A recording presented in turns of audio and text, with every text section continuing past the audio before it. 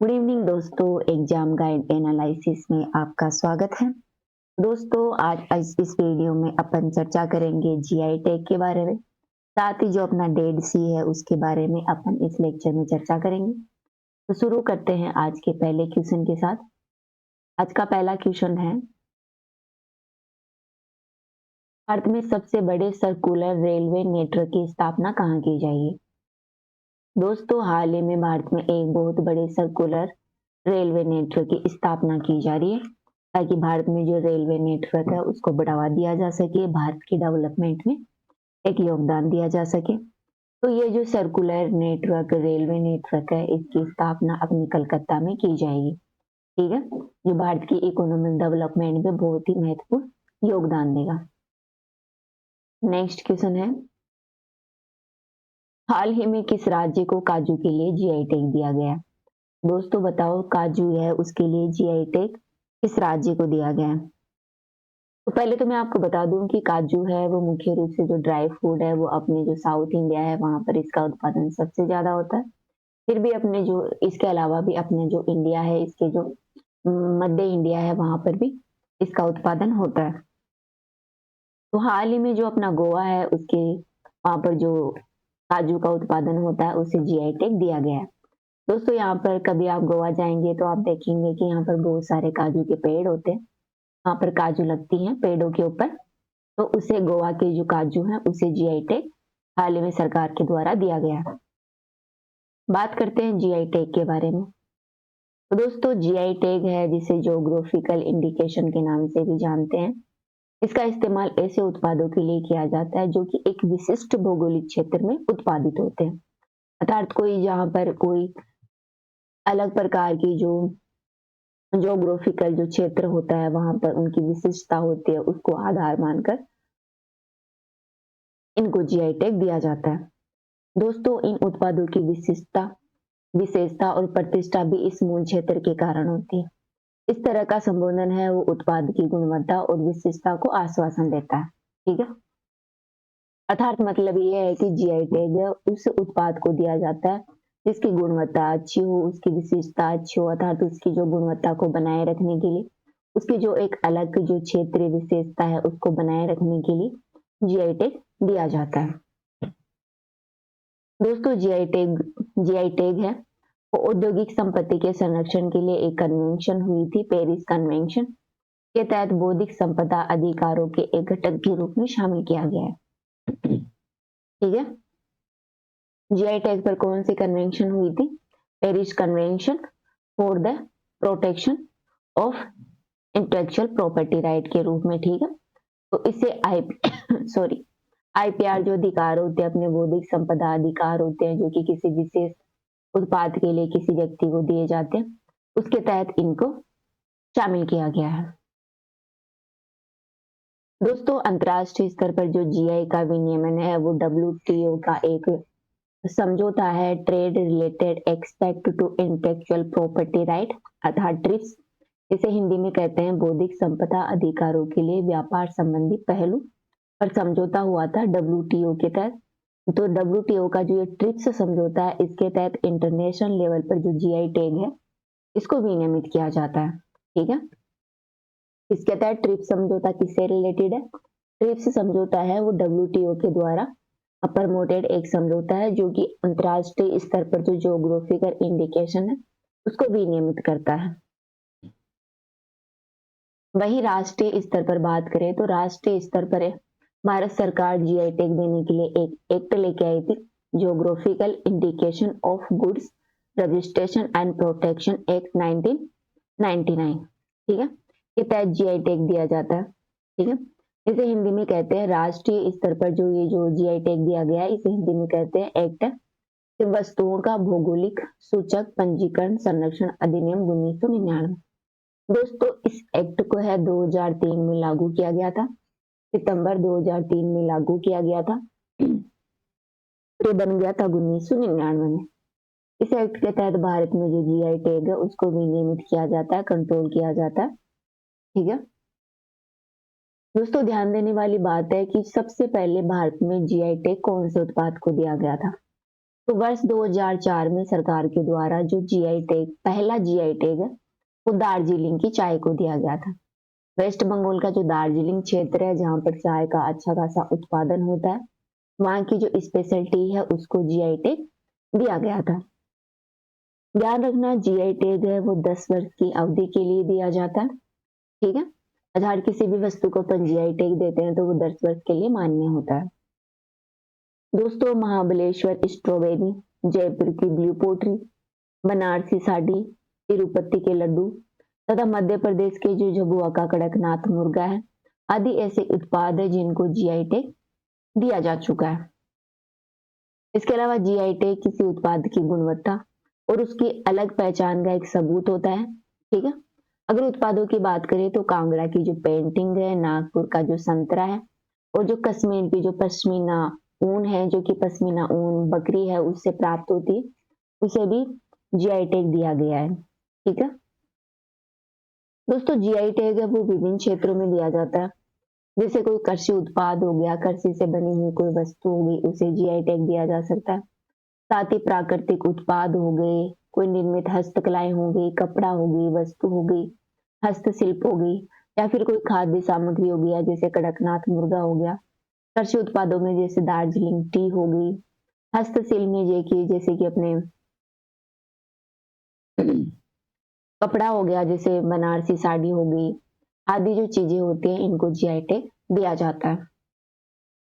तो अपन चर्चा कर लेते हैं राजस्थान में दी गई जीआई टैग वस्तुओं के बारे में। तो दोस्तों, राजस्थान में टोटल 21 उत्पादों को जीआई टैग दिया गया है, जिसमें बगरू प्रिंट जयपुर की, बीकानेरी भुजिया, ब्लू पोट्री जो कि जयपुर की प्रसिद्ध है, साथ ही ब्लू पोट्री का जो लोगो है उसे भी जीआई टैग दिया गया है। कठपुतली और कठपुतली का जो लोगो है उसे जीआई टैग दिया गया। साथ ही जो कोटा डोरिया साड़ी है कोटा की, और कोटा डोरिया साड़ी का जो लोगो है उसे भी जीआई टैग दिया गया। और अपने मकराना का संगमरमर है जो कि बहुत ही प्रसिद्ध है, इसे भी जीआई टैग दिया गया। इसके अलावा मोलेला मिट्टी है, मोलेला मिट्टी कला है वो अपने नाम द्वारा राज संबंध की है, और इसके लोगों को भी जीआई टैग दिया गया है। वही सांगानेरी प्रिंट है वो जयपुर की प्रसिद्ध है, जिसने जीआई टैग लिया है। और फुलकारी है, इसे जीआई टैग दिया गया है। फुलकारी है वो राजस्थान, हरियाणा और पंजाब क्षेत्र की प्रसिद्ध है।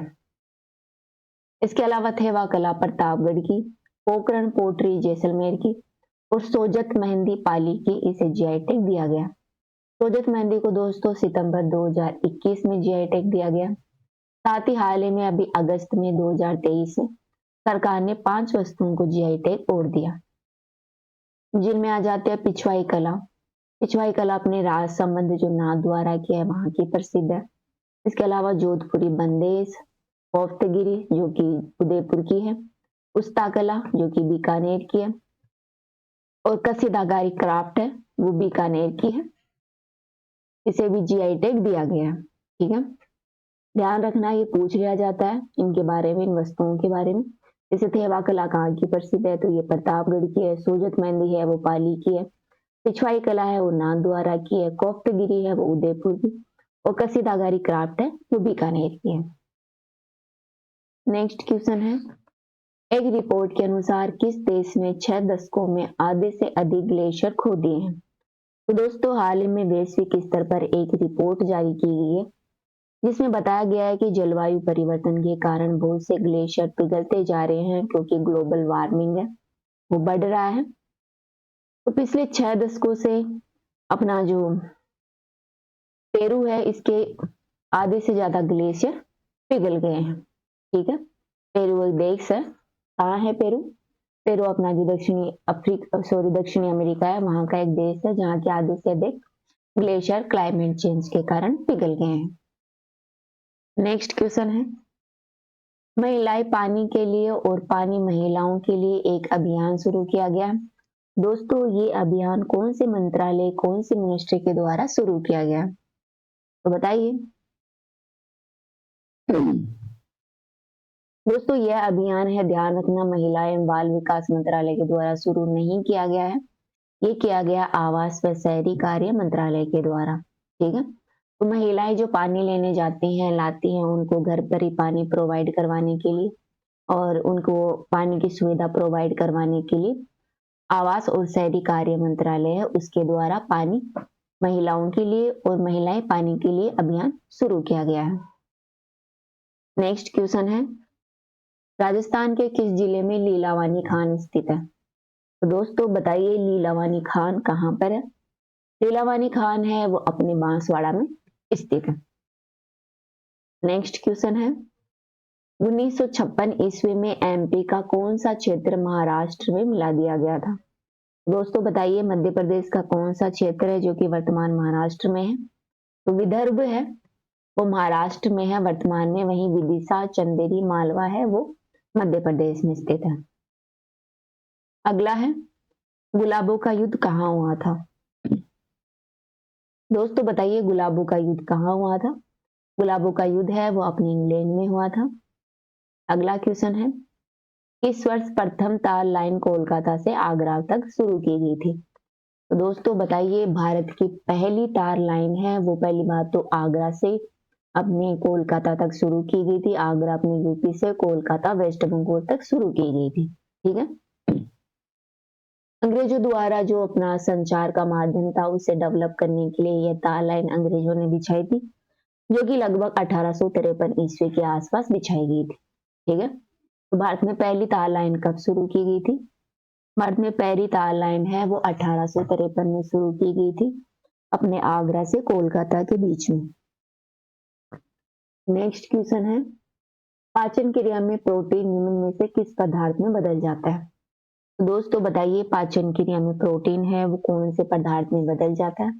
पहले तो अपने कल चर्चा की थी कि प्रोटीन का पाचन कहाँ होता है, वो अपने अमाशय में होता है, और जब इसका पाचन हो जाता है प्रोटीन का तो वह अमीनो अम्ल में, जो अमीनो एसिड है उसमें कन्वर्ट हो जाता है, चेंज हो जाता है। ठीक है, अपना अंतिम क्वेश्चन है, इन दो देशों में मर्द सागर की सीमा लगती है? तो दोस्तों अपना मर्द सागर है डेड सी है उसकी सीमा किन देशों से लगती है बताइए? दोस्तों अपना जॉर्डन और इजराइल है, इन दोनों की बॉर्डर पर मर्द सागर स्थित है। ठीक है, ये आप मैप देख सकते हैं, ये अपना जॉर्डन है, यहाँ पर ये जॉर्डन आप देख सकते हैं, ये इजराइल है, ये है डेड सी, इन दोनों के बॉर्डर पर है, और ये ऊपर वेस्ट बैंक आ जाता है। वेस्ट बैंक है वर्तमान में इजराइल का पार्ट है, तो ये है अपना मर्द सागर इजराइल और जॉर्डन के बीच में। ये है जो क्षेत्र है अपना गाजा स्ट्रिप है। दोस्तों ध्यान रखना ये जो डेड सी है वो यूपीएससी प्री में पूछा हुआ क्वेश्चन है। It is very important question कि रेड सी किन दो देशों के बीच में स्थित है? किन देशों के बीच में स्थित है? इजराइल और जॉर्डन के बीच में। दोस्तों मर्द सागर के बारे में बात करें तो मर्द सागर समुद्र तल से लगभग 440 मीटर ऊंचाई पर स्थित है, जो कि दुनिया का सबसे निचला बिंदु कहा जाने वाला यह प्रमुख सागर है। इसे खारे पानी की निचली झील के नाम से भी जाना जाता है। यह सागर अपने उच्च घनत्व के लिए जाना जाता है, जिसमें तैराकों को डूबना असंभव है।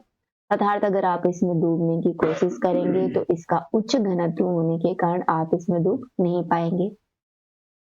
दोस्तों मर्द सागर में मुख्यतः जॉर्डन नदी और अन्य छोटी नदियां आकर गिर जाती हैं। पूछ लिया जाता है कि जॉर्डन नदी है वो कौन से सागर में गिरती है? तो जॉर्डन नदी है वो मर्द सागर में गिरती है।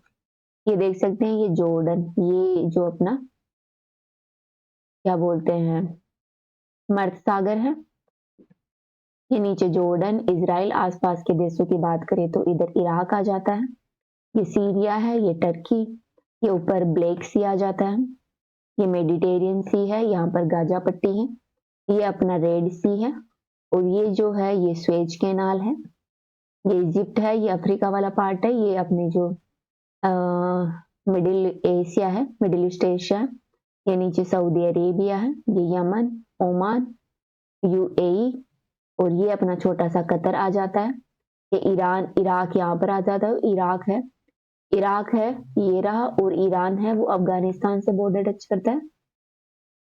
ठीक है, तो ये अपन ने जाना इसके बारे में। आगे कुछ और बात करें मर्सी के बारे में तो दोस्तों यहाँ पर लगभग जीवाणुओं की 22 जातियां पाई जाते हैं।